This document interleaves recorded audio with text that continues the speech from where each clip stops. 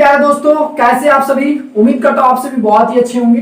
तो चलिए आज हम लोग इस वीडियो में बात करेंगे। आज हम लोग पढ़ेंगे कि किसी सर्कुलर कॉइल के सेंटर से एक्सिस पॉइंट पर एक पॉइंट P होगा और हमें P पॉइंट पर मैग्नेटिक फील्ड इंटेंसिटी के डेरिवेशन को फाइंड आउट करना है। ठीक है, आपके स्क्रीन पे क्वेश्चन लिखा हुआ है, हिंदी इंग्लिश दोनों से, आप लोग नोट कर लीजिए। और चलिए ध्यान से समझते हैं कि किसी सर्कुलर कॉइल के एक्सिस पोजीशन पर मैग्नेटिक फील्ड इंटेंसिटी यानी कि चुंबकीय तीव्रता का डेरिवेशन को फाइंड आउट करेंगे। ठीक है, तो चलिए देखते हैं।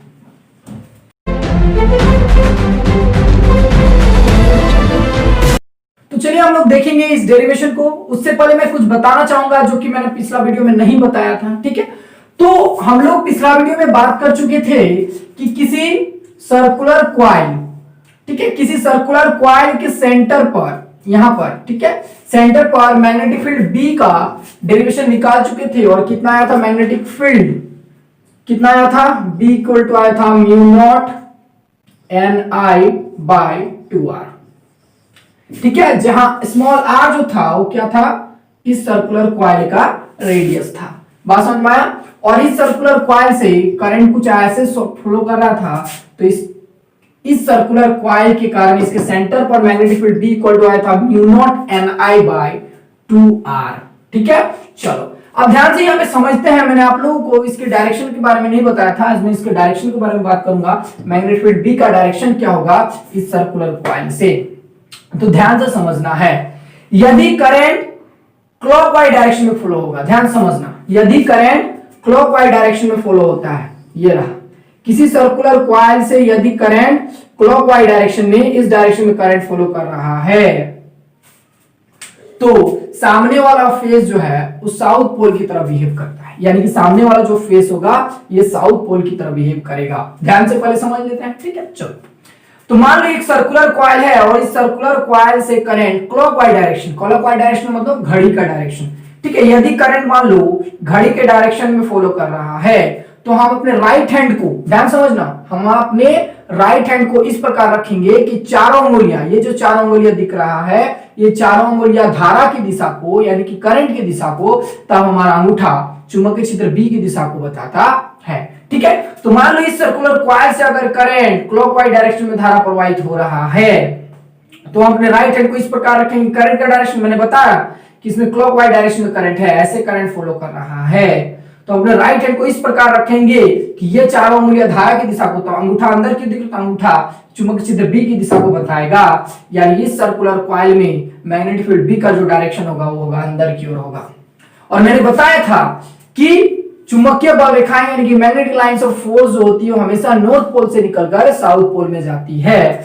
तो इस सर्कुलर कॉइल में मैग्नेटिक फील्ड B का डायरेक्शन है अंदर की ओर, तो इधर होगा, ये जो है इधर होगा नॉर्थ पोल और सामने वाला होगा साउथ पोल, क्योंकि यहां से मैग्नेटिक लाइंस ऑफ फोर्स निकलेगी और निकलकर साउथ पोल में आती है और फिर साउथ पोल से नॉर्थ पोल में जाएगी। यानी कि बोल सकते हैं कि ये जो सर्कुलर कॉइल है, ये सर्कुलर कॉइल एक मैग्नेट की तरह बिहेव करेगा, जिसका सामने वाला फेस साउथ पोल और उसके पीछे वाला फेस नॉर्थ पोल की तरह बिहेव करेगा। और नॉर्थ पोल से चुंबकीय बल रेखाएं निकलकर साउथ पोल में, और फिर साउथ पोल से नॉर्थ पोल, और फिर नॉर्थ पोल से साउथ पोल की ओर चुंबकीय बल रेखाएं आएगी। यानी कि इस सर्कुलर कॉइल के कारण चुंबकीय बल रेखाएं यानी कि मैग्नेटिक फील्ड कुछ इस तरह डेवलप करेगा। नॉर्थ पोल से चुंबकीय बल रेखाएं निकला, साउथ पोल में आया, फिर साउथ पोल से नॉर्थ पोल, फिर नॉर्थ पोल से निकलकर चुंबकीय बल रेखाएं साउथ पोल में आएगी। यानी कि किसी सर्कुलर कॉइल से अगर क्लॉकवाइज डायरेक्शन में करंट फॉलो कर रहा है,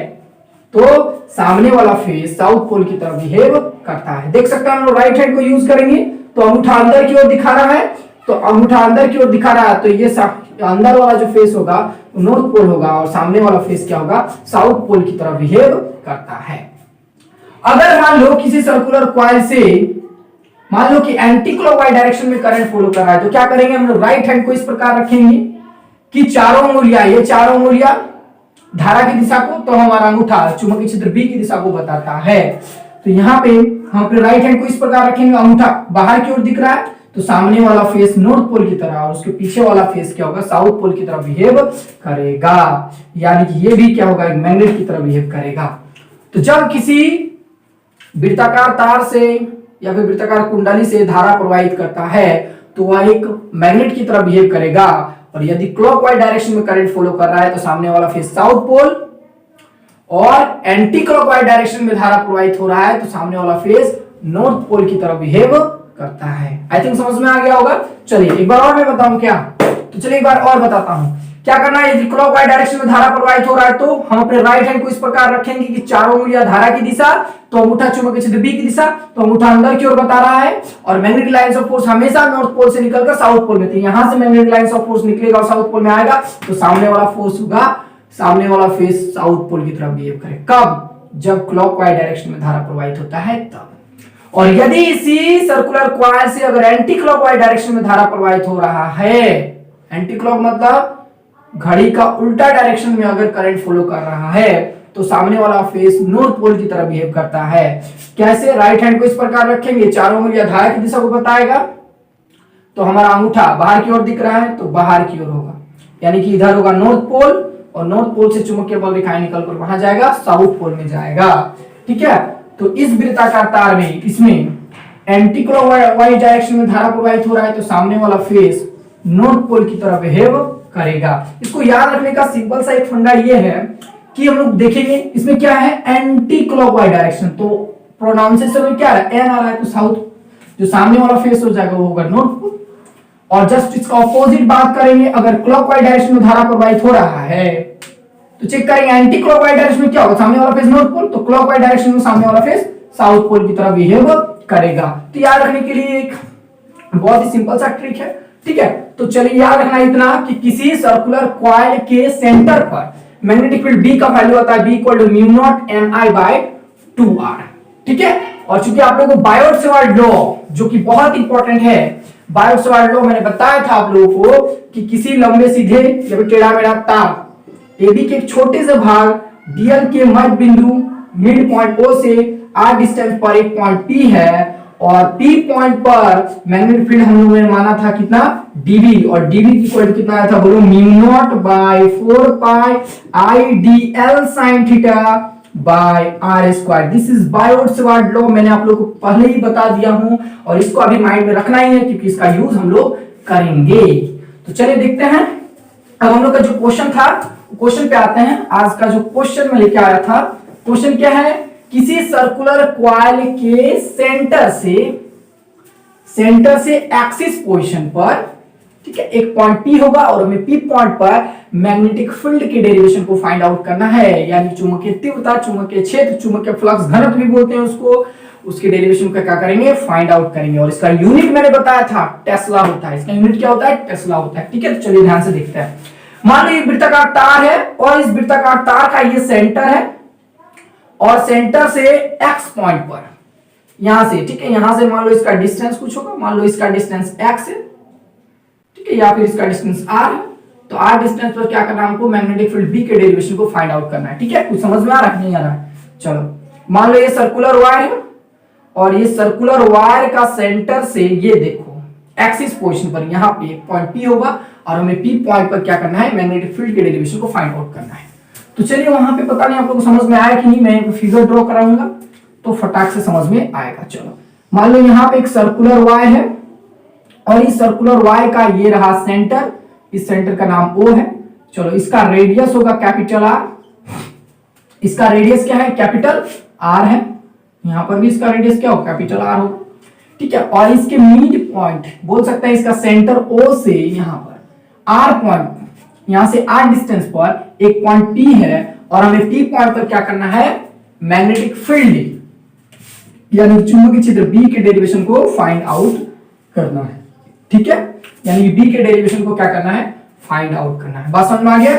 इस सर्कुलर कॉइल के मिड पॉइंट O से R डिस्टेंस पर एक पॉइंट P है, और हमें P पॉइंट पर चुंबकीय क्षेत्र, चुंबकीय फ्लक्स घनत्व, चुंबकीय बल, ठीक है, के डेरिवेशन को क्या करना है, फाइंड आउट करना है, उसका फॉर्मूला को निकालना है यहाँ पे। तो चलो देखते हैं। मान लो इस सर्कुलर कॉइल से ऐसे एंटी क्लॉकवाइज डायरेक्शन में धारा प्रवाहित हो रहा है, इधर एंटी क्लॉकवाइज डायरेक्शन में धारा प्रवाहित हो रहा है, और इस धारावाही तार, एक्चुअली हम लोग को क्या कुंडली के लिए निकालना है, कॉइल के लिए निकालना है, यानी कि कॉइल की बोलेंगे किसी कुंडली के, ठीक है, केंद्र से r दूरी पर एक बिंदु P है और हमें P बिंदु पर चुंबकीय क्षेत्र के व्यंजक को प्राप्त करना है। तो मैंने आप लोगों को बताया था कॉइल का कॉन्सेप्ट। पहले क्या करना है, एक वायर लेना है, एक सर्कुलर वायर लेना है, एक सर्कुलर वृत्ताकार तार लेंगे और उसमें क्या करेंगे, नंबर ऑफ टर्न्स बढ़ा देंगे। मान लो इसमें लपेटों की संख्या, क्या बोलेंगे उसको, लपेटों की संख्या। मान लो इसमें लपेटों की संख्या स्मॉल n है, तो ये बन जाएगा क्या, ये बन जाएगा कॉइल। बात समझ में आया। तो पहले निकालेंगे एक तार के कारण उसके एक्सिस पर चुंबकीय क्षेत्र B का मान और उसमें नंबर ऑफ n से मल्टीप्लाई कर देंगे तो क्या निकल जाएगा, कॉइल के लिए निकल जाएगा। ठीक है, मैंने आप लोगों को पहले ही बताया था ये सब। चलो, तो क्या एक वृत्ताकार तार है और इस वृत्ताकार तार के एक छोटे से भाग यहां पर, ठीक है, इस वृत्ताकार तार के छोटे से भाग, ठीक है, dl पर विचार किया गया। ठीक है, तो इस dl क्षेत्र यानी dl लंबाई की दिशा क्या होगा, इस dl वेक्टर की दिशा होगा जो करंट के डायरेक्शन को बताएगा। तो ये रहा dl क्षेत्र का डायरेक्शन यहां पर, क्योंकि करंट ऐसे फॉलो हो रहा है, तो करंट ऐसे फॉलो हो रहा है तो इस डायरेक्शन ऐसे, यहाँ का डायरेक्शन ऐसे हो गया, समझ में आया। यहां पर भी कंसीडर करते हैं, यहां पर dl वेक्टर कितना होगा, तो जो dl वेक्टर क्या करंट के डायरेक्शन को बताएगा। तो करंट कुछ ऐसा आ रहा है तो यहां पर इसका करंट का डायरेक्शन ऐसे होगा। बात समझ में आ रहा है, गुड। और इस dl से यहां पर dl से मान लो कि x डिस्टेंस पर एक पॉइंट P है और हमको P पॉइंट पर निकालना है मैग्नेटिक फील्ड के डेरिवेशन, x डिस्टेंस है। बात समझ में आया। तो थोड़ा सा लैंग्वेज लिखना पड़ता है तो लिख सकते हैं आप लोग ऐसे, माना कि वृत्ताकार तार है और वृत्ताकार तार का केंद्र O है जिसका रेडियस r है। वृत्ताकार तार केंद्र से r दूरी पर एक बिंदु P है और हमें P बिंदु पर चुंबकीय क्षेत्र के व्यंजक को प्राप्त करना है। ठीक है, ऐसा कुछ लिख सकते हैं आप लोग डिफिनेशन में, मतलब लैंग्वेज थोड़ा सा। चलो, तो हमको P पॉइंट पर निकालना है, मैग्नेटिक फील्ड V के डेरिवेशन को फाइंड आउट करना है। तो अब हम लोग बात करेंगे आगे। तो आप लोगों को बायोट-सेवार्ट के नियम के अनुसार पढ़ा होगा कि किसी वृत्ताकार तार के छोटे से भाग, एक छोटे से भाग dl के कारण P बिंदु पर चुंबकीय क्षेत्र कितना आता है बोलो, तो dB equal to mu naught by 4 pi I dl sine theta और बाय r स्क्वायर। ये बायोट-सेवार्ट लॉ, इसको हम लोग शॉर्ट में बोलते हैं BSL लॉ से हम लोग जानते हैं।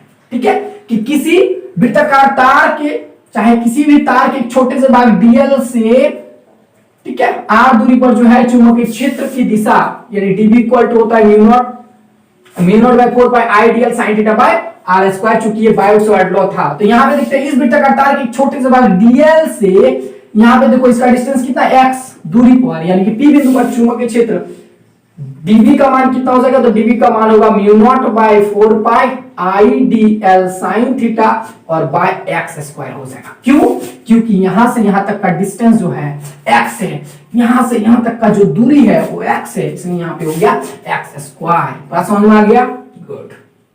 चलो, तो dB को आया म्यू नॉट बाय 4 पाई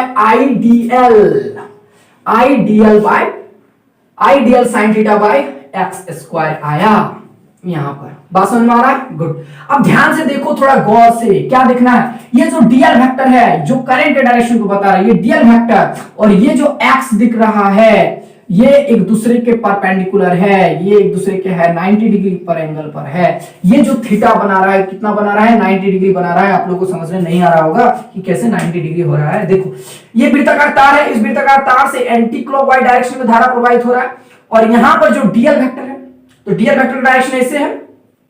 देखो, यहां पर dl वेक्टर डायरेक्शन ऐसे है, ऐसे है, आ समझ में। यहां पर dl वेक्टर का डायरेक्शन क्या है, ऐसे है। यहां पर dl वेक्टर का डायरेक्शन ऐसे है, कुछ ऐसे है, समझ में आ रहा है।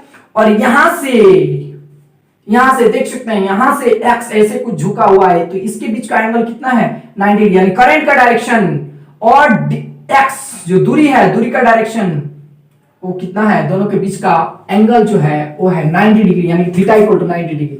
जब थीटा इक्वल टू 90 डिग्री तो P बिंदु पर चुंबकीय क्षेत्र dB इक्वल टू कितना हो जाएगा, mu naught by 4 pi I dl sin theta, sin 90 degree हो जाएगा, थीटा की जगह sin 90 डिग्री और बाय x स्क्वायर, यानी कि dB इक्वल हो गया mu naught by 4 pi I dl by x square. इसको इक्वेशन फर्स्ट करते हैं, यानी इस वृत्ताकार तार के छोटे से भाग dl के कारण P बिंदु पर चुंबकीय क्षेत्र dB इक्वल टू आया mu naught by 4 pi I dl by x square. बात समझ में आ गया, इतना आया P बिंदु पर चुंबकीय क्षेत्र का मान।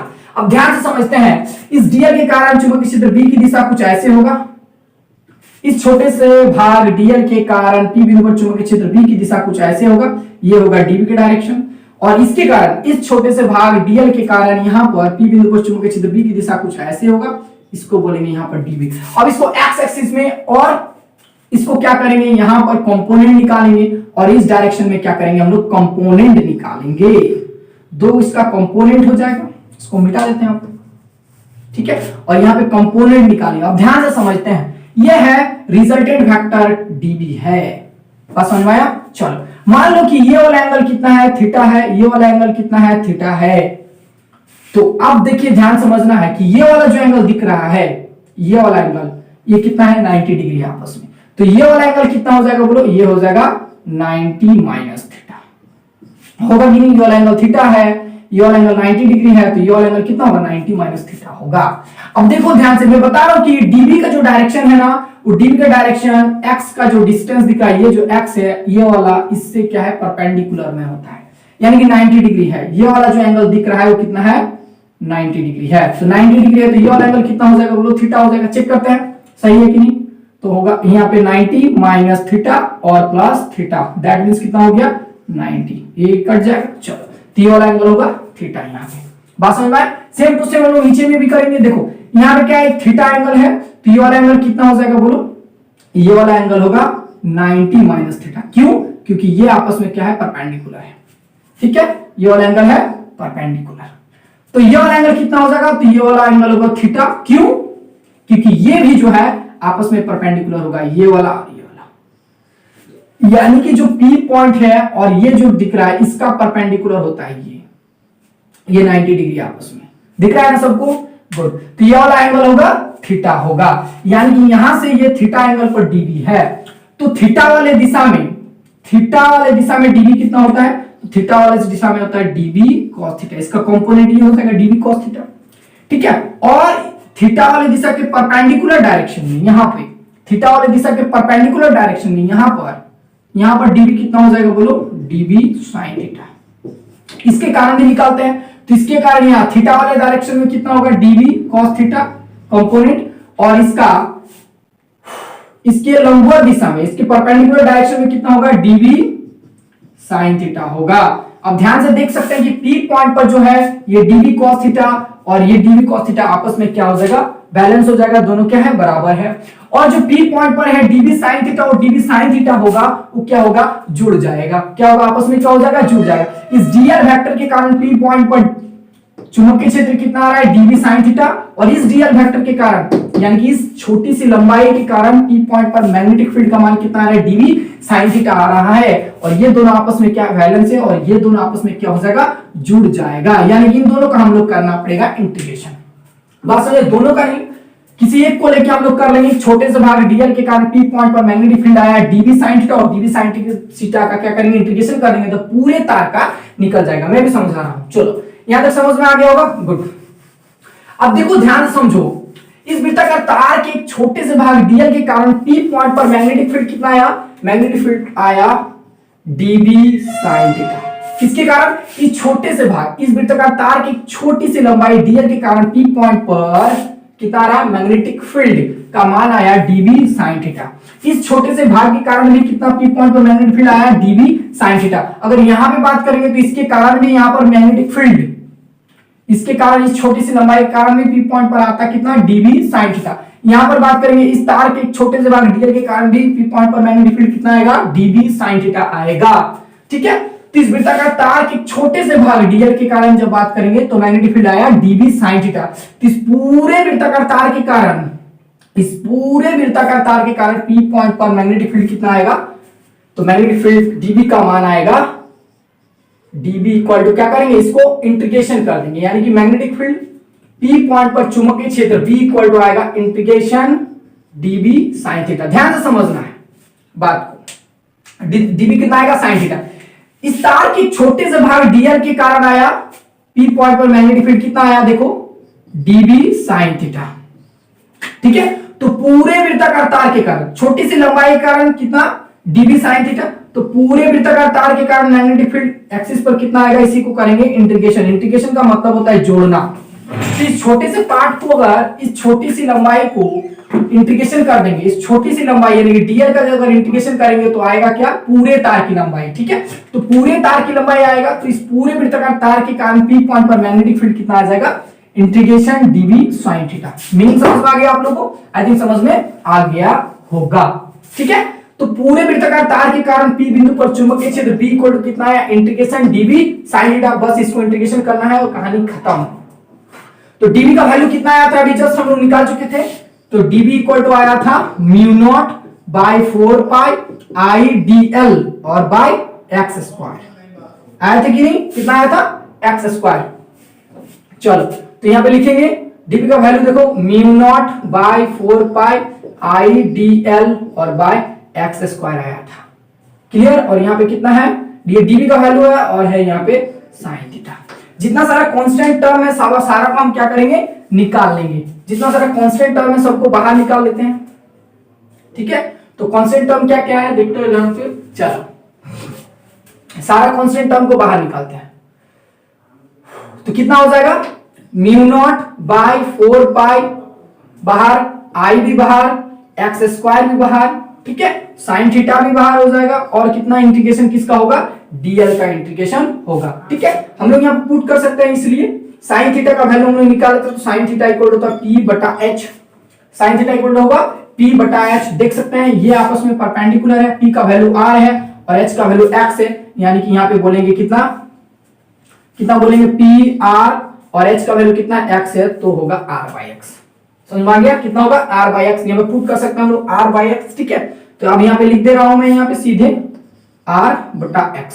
ठीक है, तो आगे मेरा इक्वेशन क्या बनेगा, mu naught by 4 pi I और बाय एक्स का पावर क्यू हो जाएगा और यहाँ पे आर और इंटीग्रेशन डीएल। ठीक है, इतना नोट कीजिए। चलो यहां तक समझ में आ रहा होगा, गुड। अब ध्यान से समझना है, इंटीग्रेशन डीएल का मतलब क्या, डीएल का मतलब हो गया इस तार की छोटी सी लंबाई डीएल, और इंटीग्रेशन डीएल का मतलब होता है पूरे तार की लंबाई। तो पूरे तार की लंबाई होगा 2 पाई और आर होगा, बोलो 2 पाई और पूरे वृत्त की लंबाई, पूरे वृत्ताकार तार की लंबाई कितना होगा, 2 पाई आर हो जाएगा। तो यहां पे हम लोग पुट कर सकते हैं 2 पाई आर, यानी कि magnetic field B at point P, B equal to कितना है, mu naught by 4 pi I और बाय एक्स स्क्वायर, और यहाँ आर है, और इंटीग्रेशन डीएल का मतलब हो गया 2 पाई आर। अच्छा से लिखते हैं, तो बी इक्वल टू आया mu naught by 4 pi I 2 पाई और आर स्क्वायर और बाय एक्स का पावर क्यू। ठीक है, तो ये किसके कारण है, इस पूरे वृत्ताकार तार के कारण। ध्यान समझना, इस पूरे वृत्ताकार तार के कारण पी बिंदु पर चुंबकीय क्षेत्र बी का मान आया mu naught by 4 pi I 2 pi R square और बाय एक्स का पावर क्यू आया है। बात समझ में आया, गुड। तो इतना आया पूरे वृत्ताकार तार के कारण। चलो अब बात करेंगे, यदि इस वृत्ताकार तार में लपेटों की संख्या n है, क्या है, इस वृत्ताकार तार में लपेटों की संख्या n है, यानी कि इसको आप बोलेंगे क्वाइल। क्या बोलेंगे आप, जब लपेटों की संख्या n हो जाएगा, मतलब लपेटों की संख्या, लपेटों की संख्या मतलब इसमें टोटल नंबर ऑफ टर्म्स अगर n है, इसमें कुल लपेटों की संख्या अगर टोटल नंबर ऑफ टर्म्स क्या है, n है, तो ये बन जाएगा एक क्वाइल। ये कुंडली हो गया। कुंडली का मतलब क्या, जिसमें लपेटों की संख्या है, इसमें नंबर ऑफ टर्म्स बहुत ज्यादा होगा, उसको हम लोग कुंडली बोलेंगे। तो आप बोलेंगे किसी वृत्ताकार कुंडली के कारण उसके अक्षीय स्थिति पर, यानी कि पी बिंदु पर चुंबकीय क्षेत्र का मान कितना हो जाएगा, बोलो बी इक्वल टू कितना हो जाएगा। चलो अब बात करते हैं, उसको निकालते हैं। तो तार के एक लपेट के कारण उसके केंद्र पर चुंबकीय क्षेत्र बी का मान कितना है, mu naught by 4 pi 2 pi I और आर स्क्वायर और बाय एक्स का पावर क्यू। बात समझ में, इतना आया किसके कारण, वृत्ताकार तार के एक लपेट के कारण चुंबकीय क्षेत्र बी का मान आया mu naught by 4 pi 2 pi I R by X का पावर क्यू आया। ठीक है, तो इस पूरे वृत्ताकार कुंडली बोलेंगे आप। क्यों बोलेंगे कुंडली, क्योंकि इसमें नंबर ऑफ टर्म्स क्या है, स्मॉल n है, उसमें लपेटों की संख्या, अब ऐसा कुछ है उसका फिगर, इसमें total number of terms n है, तो n लपेट के कारण p बिंदु पर चुंबकीय क्षेत्र का मान कितना हो जाएगा, तो एक लपेट के कारण इतना, तो n लपेट के कारण हो जाएगा म्यू नॉट बाय 4 पाई 2 पाई और यहाँ n जोड़ दे n मल्टीप्लाई कर देंगे तो n i r स्क्वायर और बाय x का पावर q। ठीक है, तो इस पूरे वृत्ताकार कुंडली के कारण अक्षीय स्थिति पर चुंबकीय क्षेत्र B का वैल्यू आएगा इतना, तो B इक्वल टू हो जाएगा mu naught by 4 pi 2 pi n i r square और बाय x का power q। This is the final expression of this question. x का वैल्यू आप लोग निकाल के पुट कर सकते हैं। चलो, तो ये हो गया आंसर। अब देखो ध्यान से समझो कि इस चीज को हम लोग पहले भी निकाल सकते थे। यहां पर कैसे निकालेंगे, देखो एक तार की लंबाई कितना है 2 पाई r है, तो यदि इसमें लपेटों की संख्या n है तो n तार की लंबाई कितना हो जाएगा, n तार की लंबाई हो जाएगा n से मल्टीप्लाई कर देंगे तो 2 पाई n r हो जाएगा। और वहां पे हम लोग किसका वैल्यू इंटीग्रेशन या भी डीएल के जगह इंटीग्रेशन डीएल के जगह हम लोग पुट कर सकते हैं। ये पूरा सारा वैल्यू पुट करके हम लोग सॉल्व कर लेंगे। चलो यहां तो आंसर समझ में आ गया, गुड। देख सकते हैं वहां पर जो आया था कितना आया था, बोलो आया था b equal to mu naught, ध्यान से देखना, mu naught by 4 pi I D L sine theta और बाय एक्स स्क्वायर था। ठीक है, तो इसका जगह साइन की जगह हम लोग पुट किए थे तो b इक्वल टू आया म्यू नॉट बाय 4 पाई, ठीक है, आई और साइन थीटा की जगह r बाय x ना, और यहाँ एक्स स्क्वायर और इंटीग्रेशन का किए थे डीएल का इंटीग्रेशन। ठीक है, जब इंटीग्रेशन पूरे वृत्ताकार तार के कारण p बिंदु पर निकाल रहे थे तो आंसर आ चुका है। ठीक है ना, चलो इसको मैं ऐसे ही बता रहा हूं। चलो तो b इक्वल टू कितना हो जाएगा, बोलो यहाँ पे म्यू नॉट बाय 4 पाई, ठीक है, आई यहाँ r और यहाँ x का पावर स्क्वायर और इंटीग्रेशन dl। यहाँ पे हम लोग पुट कर सकते हैं, यहाँ पे पुट कर सकते थे क्या, इंटीग्रेशन dl की जगह 2 पाई n r पूरे किसी वृत्ताकार कुंडली के कारण यदि इसमें लपेटों की संख्या क्या हो, स्मॉल n हो, तो एक तार की लंबाई होगा 2 पाई r है तो n तार की लंबाई होगा 2 पाई n r। तो यहाँ पे इंटीग्रेशन dl की जगह सीधे डाल देंगे कितना, 2 पाई n r। ठीक है, तो मेरा वही आएगा फॉर्मूला, देख सकते हैं यहाँ पे कितना आया, b equal to mu naught by 4 pi i और r बाय x का पावर q हो जाएगा, यहाँ पे मिस्टेक लिखे, x का पावर q हो जाएगा और यहाँ मल्टीप्लाई करेंगे 2 पाई n r, तो मल्टीप्लाई करो कितना हो जाएगा, बोलो r स्क्वायर 2 पाई n। ठीक है, अच्छा से लिख दो, कितना आ जाएगा बोलो, b equal to mu naught 2 pi n i और r स्क्वायर और बाय 4 पाई x का पावर q। ठीक है, तो वही चीज आया। चलो जैसे भी हम लोग कैलकुलेशन करेंगे आएगा वही एग्जैक्ट आंसर। ठीक है, और x का वैल्यू हम लोग यहाँ पुट भी कर सकते हैं, तो x का वैल्यू पुट कर दो। यहाँ पर x का वैल्यू कितना आएगा बोलो, रूट अंडर आएगा r स्क्वायर और प्लस स्मॉल r का होल स्क्वायर। ठीक है, तो उसका मतलब यहाँ पे पुट कर देते हैं लोग। तो x का पावर q है ना, तो x का पावर q की जगह यानी कि x का वैल्यू डालते हैं, तो x का वैल्यू कितना है, रूट अंडर r स्क्वायर और प्लस स्मॉल r स्क्वायर और इसका पावर 3, यानी इसको अगर अच्छे से लिखा जाए तो कितना आएगा बोलो, यानी कि b इक्वल टू आ गया mu naught by 4 pi 2 pi n i capital r square और बाय r स्क्वायर और प्लस स्मॉल r स्क्वायर का पावर 3/2 होगा, जो कि आप लोग के बुक में ये आंसर दिया हुआ है। ठीक है, तो यहाँ पर भी आप लोग आंसर निकाल के छोड़ सकते हैं। ठीक है, तो किसी वृत्ताकार कुंडली के कारण P बिंदु पर चुंबकीय क्षेत्र B का वैल्यू कितना होता है, B equal to mu naught by 4 pi 2 pi n i capital R square by capital R square plus R square और उसका पावर 3/2। थोड़ा लंबा है, चल ये हो गया। अब ध्यान से समझना, इसका कुछ केसेस में बताऊंगा जो कि ध्यान से समझना है। चलो, तो किसी वृत्ताकार कुंडली के कारण उसके क्या बोलेंगे, केंद्र से r दूरी पर चुंबकीय क्षेत्र B का मान आया, B इक्वल टू आया है म्यू नॉट बाय 4 पाई, ठीक है, 2 pi n i capital R square और बाय R स्क्वायर और प्लस स्मॉल r स्क्वायर का पावर 3/2। ठीक है, इतना आया है। चलो ध्यान से समझते हैं, केस समझते हैं। क्या समझेंगे बोलो, केस। तो केस समझते हैं इसका। चलो, तो यदि केस फर्स्ट में ध्यान समझना, यदि सपोज दैट कि r इक्वल टू जो है, r इक्वल टू क्या हो, इन्फिनिटी हो, यानी कि ये जो r दिख रहा है, यानी कि O पॉइंट से जो r का डिस्टेंस दिख रहा है, ये r का डिस्टेंस बहुत दूर है, बहुत ज्यादा है, यानी इन्फिनिटी तक है। तो इन्फिनिटी तक है वो, तो यहाँ पे इन्फिनिटी होगा और इन्फिनिटी के साथ r स्क्वायर जुड़ेगा, तो और ज्यादा हो जाएगा, यानी कि पूरा टर्म नीचे वाला टर्म इंफिनिटी वाला आएगा। 1/इंफिनिटी इक्वल टू क्या हो जाएगा, 1/इंफिनिटी इक्वल टू होता है 0, यानी कि चुंबकीय क्षेत्र B का मान होगा 0। ठीक है, यदि ये r का डिस्टेंस क्या हो, इंफिनिटी तक हो, तो मैग्नेटिक फील्ड B का मान क्या होता है, 0 होता है। बात समझ में आया? चलो अब देखते हैं केस 2 में।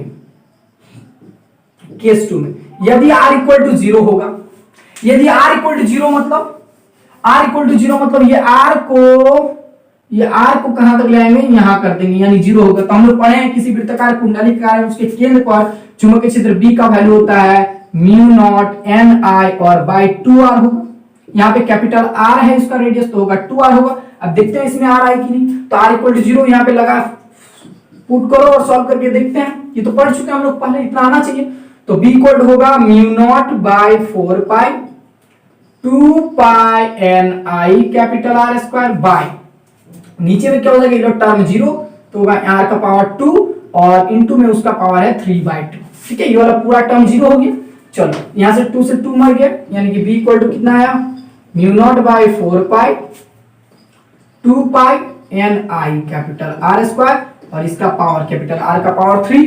यहां से यहां गया, कितना आया बाबू, यहाँ पे R बचा ओनली, पूरा कर गया, तो यहाँ बचा R और यहां से 2 पाई से यहाँ आया 2, यानी कि b इक्वल टू आया म्यू नॉट Ni और by 2r is the correct. बोले एकदम सही यार, आ रहा ना।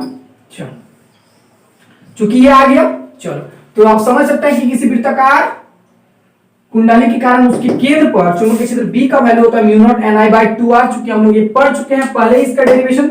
चलो तो इस क्वेश्चन से हम लोग दोनों का बना सकते हैं। ठीक है, एग्जाम में अगर पूछेगा तो ऐसे भी, इससे भी हम लोग बना सकते हैं। तो चलिए देखते हैं और एक केस का हम लोग बात करेंगे, ध्यान से समझते हैं। ठीक है, मान लो कि अगर यदि r जो है, ध्यान समझना है, यदि r इक्वल टू है प्लस माइनस इंफिनिटी। ठीक है, और मैंने अभी जस्ट बताया आप लोगों को कि ये जो है इस सर्कुलर कॉइल के सेंटर पर B का जो वैल्यू होता है मैक्सिमम होता है। ठीक है, B का वैल्यू मैक्सिमम होता है, तो r इक्वल टू अगर प्लस माइनस इंफिनिटी हो, और मैंने अभी जस्ट बताया कि इंफिनिटी पर B का वैल्यू 0 और सेंटर पर मैक्सिमम। ठीक है, तो इसके लिए ग्राफ देखते हैं इस केस के लिए। ठीक है, इसको केस 3 करना और इस केस के लिए ग्राफ देखते हैं, बहुत अच्छा समझ में आएगा। देखो मान लो ये पॉइंट O है, ठीक है, O है, और O पर अभी जस्ट बोले ना कि सर्कुलर कॉइल के सेंटर पर B का वैल्यू मैक्सिमम होता है, तो यहाँ पर कितना होगा, देखो तो ये जो सेंटर है तो B पर, यहाँ पर जो B का वैल्यू होगा वो होगा मैक्सिमम होगा, ये मान लो मैक्सिमम वैल्यू यहाँ तक है। ठीक है, तो ये है माइनस इंफिनिटी और ये होगा प्लस इंफिनिटी। तो क्या होगा, धीरे धीरे यहाँ पे O पर B का वैल्यू मैक्सिमम और इंफिनिटी पर जाएगा तो क्या होगा, धीरे धीरे घटता जाएगा। यानी इसके लिए ग्राफ कुछ ऐसे होगा, देख सकते हैं आप लोग। ठीक है, ध्यान समझिए।